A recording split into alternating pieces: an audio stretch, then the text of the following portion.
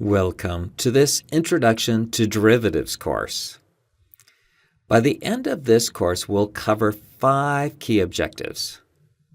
You'll be able to, first of all, understand what a derivative contract is. You'll also be able to explain a forward contract and a futures contract, as well as the differences between forward and futures contracts. We'll then move on to understanding options and option contracts, and we'll finish this course by outlining the components of a swap contract. So let's get started.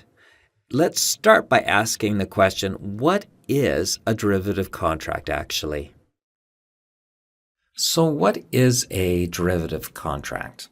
Well, to understand a derivative contract, we also need to understand more broadly what derivative markets are meant to do. When you hear the term market, what comes to mind? It might be the capital markets, but it could be a flower market or a vegetable market. Markets are used to transfer goods, services, funds, and even risk. When we talk about a derivative market, we're talking about a market that has been developed over time to transfer risk from one party to another. For example, a company may wish to transfer risk related to some foreign currency exposure they have from trading overseas.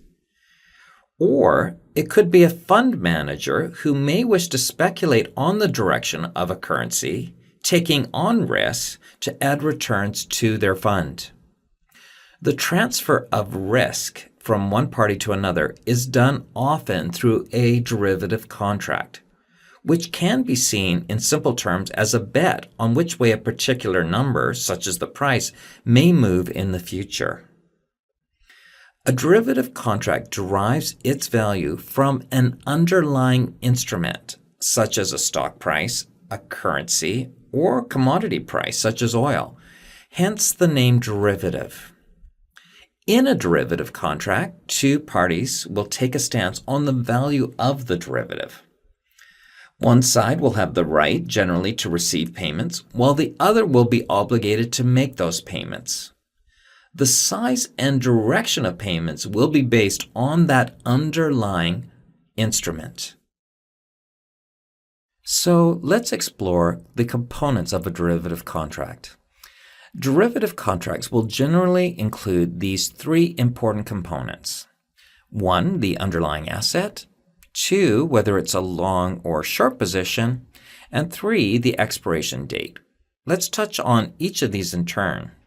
Just a word of note here, though, specific types of derivative contracts will have several other important components other than these 3 that we'll explore later.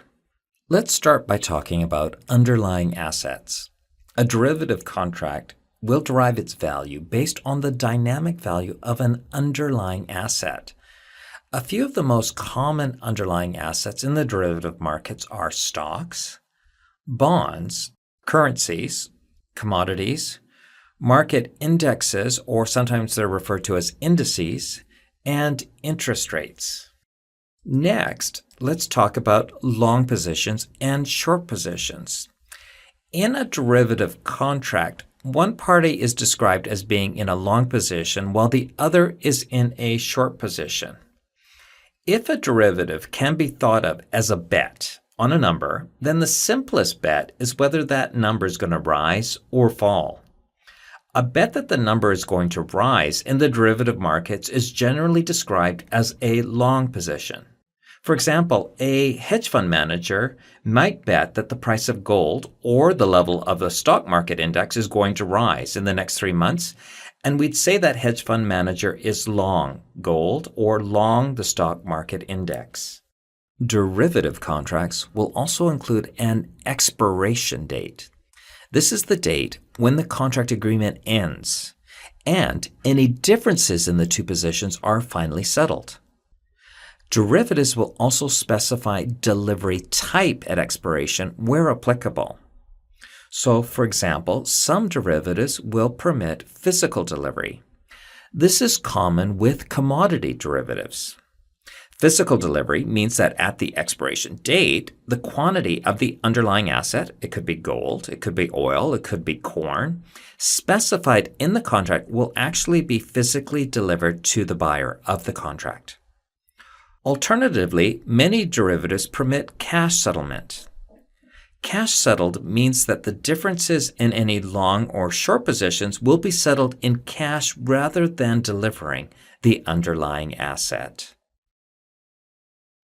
Derivative contracts can be entered and traded over the counter, often referred to as OTC, or through exchanges.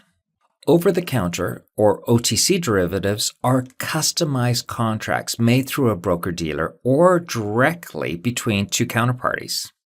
Exchange-traded derivatives are standardized contracts that are freely traded on formal organized exchanges such as the Chicago Mercantile Exchange, often called the CME, or the Intercontinental Exchange, commonly referred to as ICE. Derivatives are generally used for two key purposes: hedging and speculating. Hedging involves protecting an underlying position from potential losses. Hedgers typically have an underlying long or short position. So, for example, a public equity portfolio manager who holds a broad portfolio of U.S. stocks has an underlying long position in those stocks.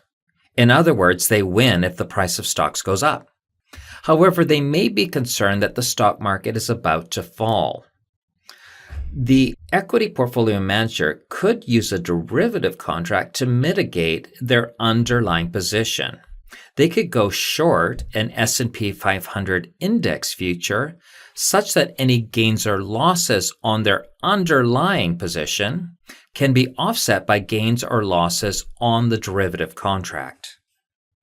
Derivatives can also be used for speculating, and speculating involves taking a view on the direction of an underlying asset's value with the aim of making a profit. Often, speculating through derivatives is more cost-effective than speculating using the underlying asset. Finally, let's explore the four key derivative categories.